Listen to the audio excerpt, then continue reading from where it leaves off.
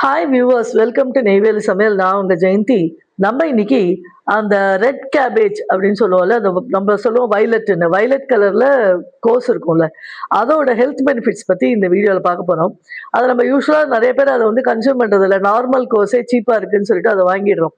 ஆக்சுவலா அந்த கலர் கொடுக்கறதுக்கே வந்து அது அவ்வளவு ஒரு ஹெல்த் பெனிஃபிட் இருக்கிறதுனால தான் அந்த கலர் அதில் வந்திருக்கு.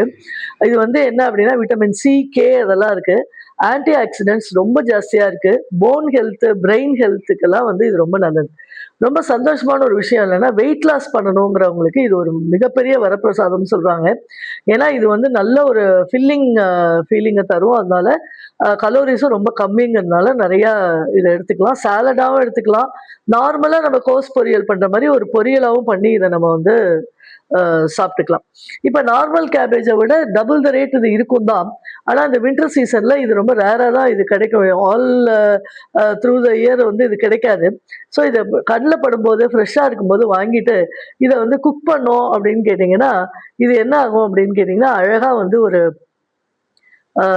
ஒரு ரெட் கலருக்கு இது மாறிடும் குக் பண்ண உடனே.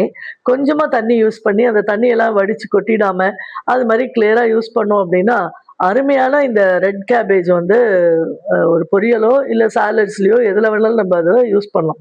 ஃப்ரைட் ரைஸ்லயோ கலர்ஃபுல்லாகவும் இருக்கும். ரொம்ப ஹெல்த் பெனிஃபிட் ரொம்ப ஜாஸ்தியா இருக்கிற ஒரு வெஜிடபிள் இது. சரியா? இது வந்து என்ன அப்படின்னு கேட்டிங்கன்னா, அந்த பிளட் வந்து ஃப்ரீ ஃப்ளோ ஆஃப் பிளட்டுக்கும் இது வந்து யூஸ்ஃபுல்லாக இருக்கு. Especially diabetic patients and high BP இருக்கிறவங்க இதை அளவாக வந்து நிறைய கரெக்டாக யூஸ் பண்ணோம் அப்படின்னா, இது அதுலேருந்தெல்லாம் விடுபடுறதுக்கு ஒரு முக்கியமாக காரணமாக இருக்கும். ட்ரை பண்ணுங்க, டேஸ்ட் பண்ணுங்க, மிஸ் பண்ணிடாதீங்க. தேங்க்யூ.